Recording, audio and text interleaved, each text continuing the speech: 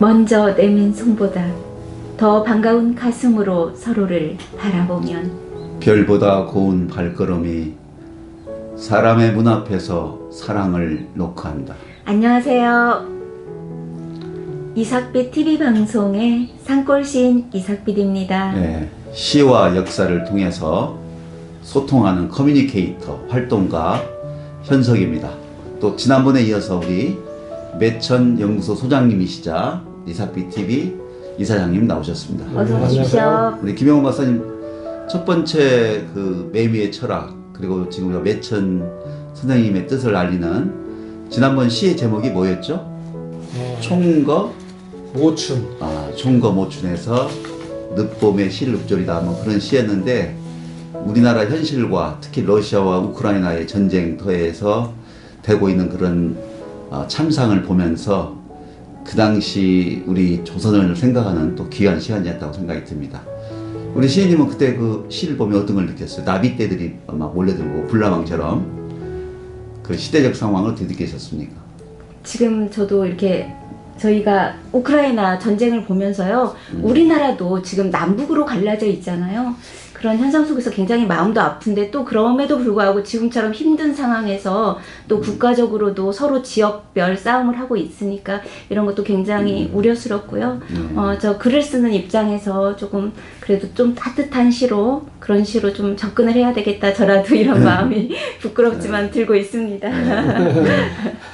오늘 소개할 시의 제목은 영곡 전쟁터에서 의병장 고강순의 죽음을 애도하는 시가 되겠습니다. 먼저 우리 이사장님과 두 분이 한번 읽도록 하고요. 제가 한자의 경우는 다시 한번 읽어주도록 하겠습니다. 네. 천봉 연곡 울 창창. 영곡사 골짜기 봉우리마다 울을 창창한데. 네, 그러니까 천봉 영곡 울창창. 네. 그러군요. 예, 다음에요. 소겁 충사 야국상이라.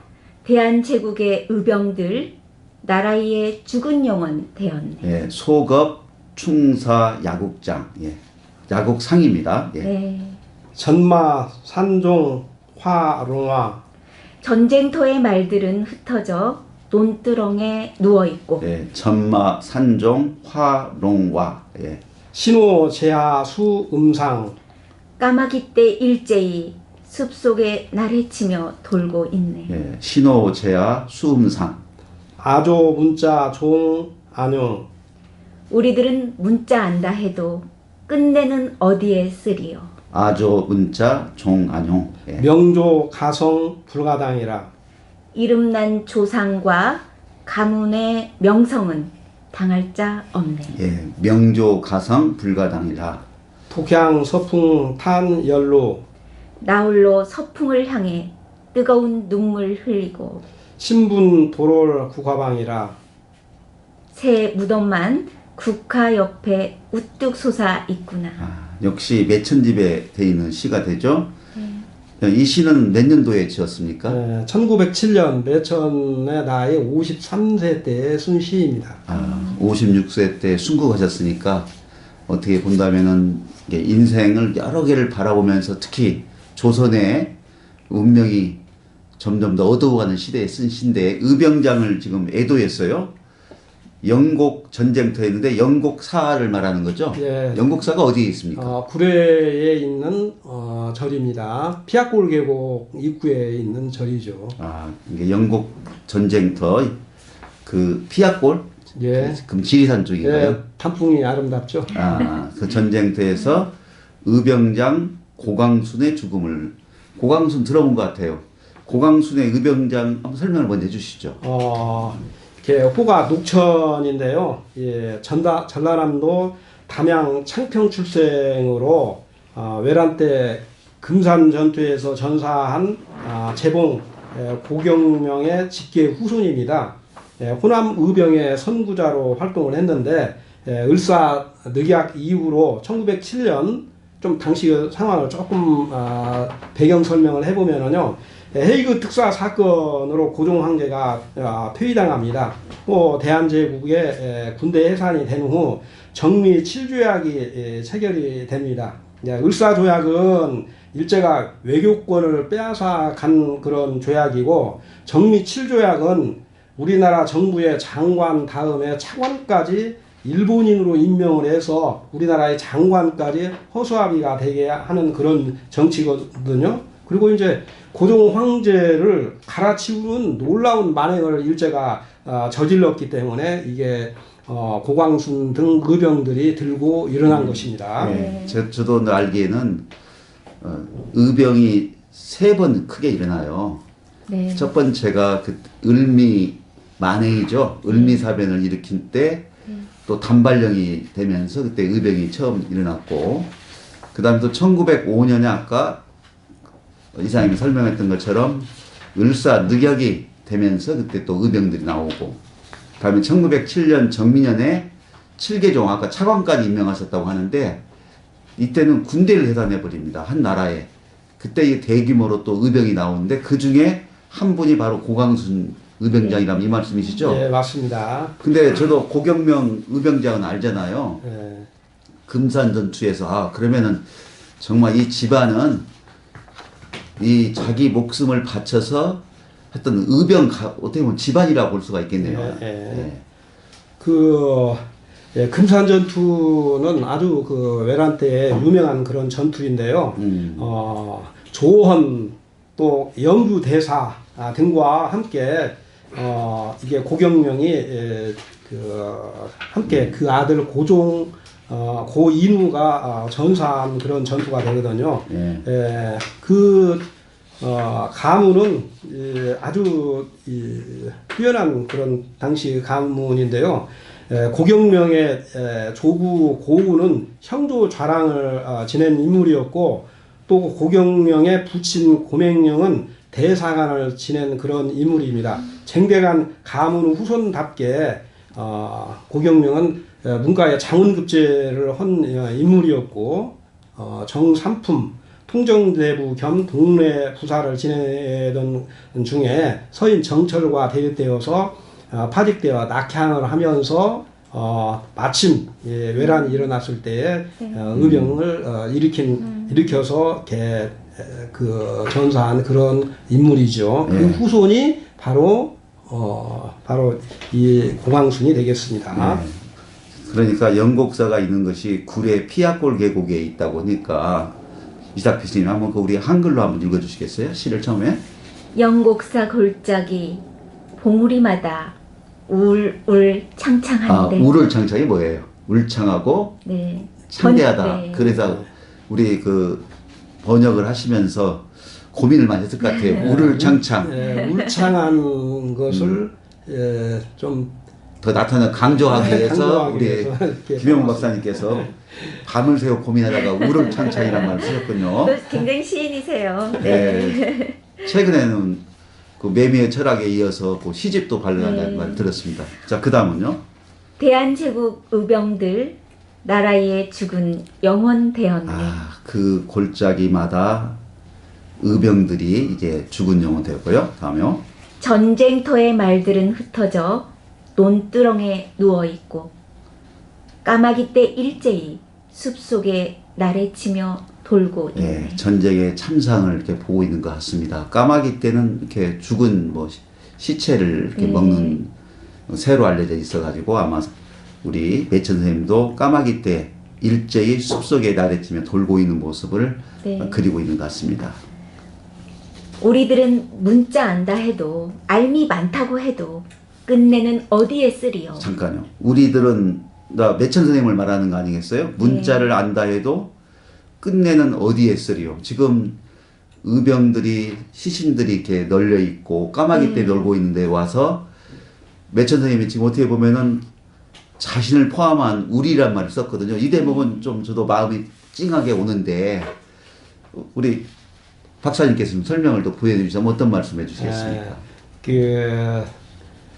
우리들은 문자 안다 해도 끝내는 어디에다 쓰겠는가라는 대목이 저도 가슴 뭉클하게 다가옵니다. 시인은 글을 읽은 문인으로서 의병 전쟁에 참여하지 못하고 있는 자신을 실은 꾸짖고 있는 그런 내용이죠. 매체는 키도 적고 힘도 없는 데다 총칼을 배우지 못해 일제의 주권 침탈에 대항하여 싸우지 못하고 있는 자신을 한스럽게 잠깐 생각하고 그 모습이 갑자기 매천생의 모습이 네. 우리 김용 박사님 모습 같아요. 키도 마담하시고 보면은 의와 예를 굉장히 중요시 여기고 이게 의병들의 그 처참한 모습을 보고 지금 마음속에서 본인을 이렇게 자책하는 그런 글귀라 이 말씀이네요. 예. 그 다음에 깨어있는 분이시죠. 예, 네. 그 다음 한번 읽어주세요. 아니면 예.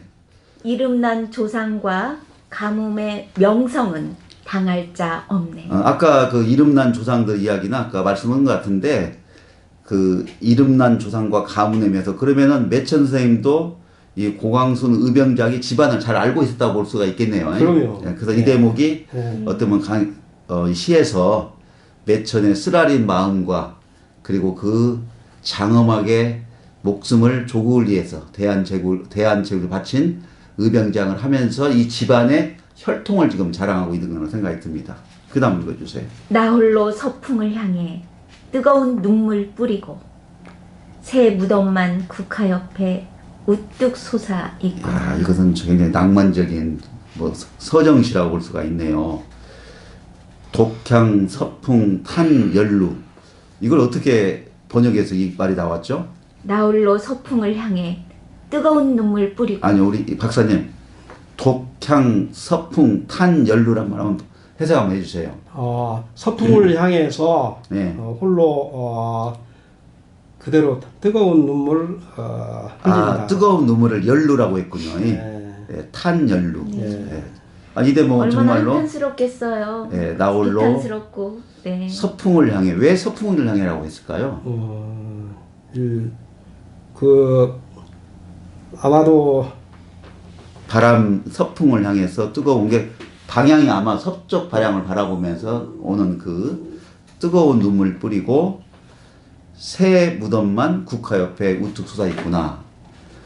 이 대목은 어떻게 보면 굉장히 그 매천 선생님의 뭐 수많은 시를 썼지만 아름다운 대목이 아닌가 생각이 들어집니다. 그러니까 그 애당초에 고광순 의병장이 매천에게 의병의 경문을 써달라고 요구를 합니다. 즉석에서 써주지 못했는데요. 고광순이 돌아간 다음에 경문을 써가지고 있다가 목천 고광순이 영국사 전투에서 전사했다는 그런 소문을 듣습니다.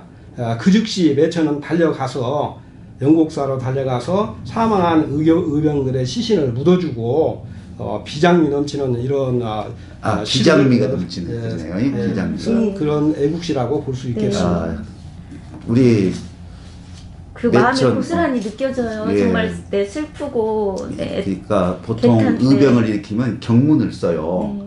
그때 바로 주지 못하고 그걸 갖고 있다가 네. 그 전달하지 못한 또 아쉬움도 여기 시에 포함됐다고 볼 수가 있겠네요. 네, 그렇죠. 그래서 죽음을 맞이해서 애도하면서 그러니까 당시 아직 말들이 죽어서 논두렁에 흩어져 있고 그 시신들이 아무도 감히 수습을 하지 못한 상태에서 그 시신을 수습하고 무덤도 만들어주고 네. 그런 후에 네. 읊은 그런 정말 가슴 아픈 그런 현장시라고 볼 수 있겠습니다. 현장을 잘 표현하고 있는 네. 아까 너무 뭐랄까요? 참혹하네요. 네. 아름답지만. 비장한 네. 마음을 가지고 있는 이삭 교수님 이거 좀 비장한 마음을 다시 한번 읽어야겠어요. 한번 이제 한번 읽어봅시다. 같이. 네. 영곡사 골짜기 봉우리마다 울울 창창한데 대한제국의 의병들 죽은 영혼 되었네. 전쟁터의 말들은 흩어져 논두렁에 누워있고 까마귀 때 일제히 숲속에 나래치며 돌고 있네. 우리들은 문자를 안다 해도 끝내는 어디에 쓰리요. 이름난 조상과 가뭄의 명성은 당할 자 없네. 나홀로 서풍을 향해 뜨거운 눈물을 뿌리고 새 무덤만 국화 옆에 우뚝 솟아 있구나. 예, 국화가 피어 있는 모습인데요. 아마 들국화겠죠. 이 시는 1907년 10월 16일에 벌어진 그런 전투인데요. 10월 달이니까 네. 들에 핀 국화를 보면서 더 이 비장의 미가 비장 순간을 매천 선생님이 굉장히 아파하는 시 같습니다. 하여튼 오늘 또 좋은 시 소개해서 감사드리고요. 그리고 이제 그 영국사에 가면은 네. 그 고광순 등을 추모하는 그런 시비가 현재도 있습니다. 그렇습니다. 네. 여러분 꼭 우리 이삭비 TV 가족 여러분 어때? 이 매천 시 한 편 한 편 읽을 때마다 왜 이렇게 가슴이 뭉클한지 모르겠습니다. 특히 또 2027수 가운데 이렇게 오늘은 의병장 고광순 우리 고경명 아까 의병장도 말씀했지만 한 집안에서 어떤 그 혈통이라고 할까요? 가풍이라고 할까요? 나라를 위해서 이렇게 장렬하게 싸우는 모습을 볼 수 있었습니다. 예. 오늘 또 방송 마치면서 우리 이삭 씨는 한 말씀 해주세요. 오늘 저는 대표적으로. 네, 오랜만에 저 구례골, 네, 아니 피아골, 예. 네, 굴에 있는 네, 피아골. 네, 네, 굴에 그 굴. 영국사를 한번 기독교인이지만 또 아름다운 그 절에 한번 가보고 싶습니다. 네, 고맙습니다.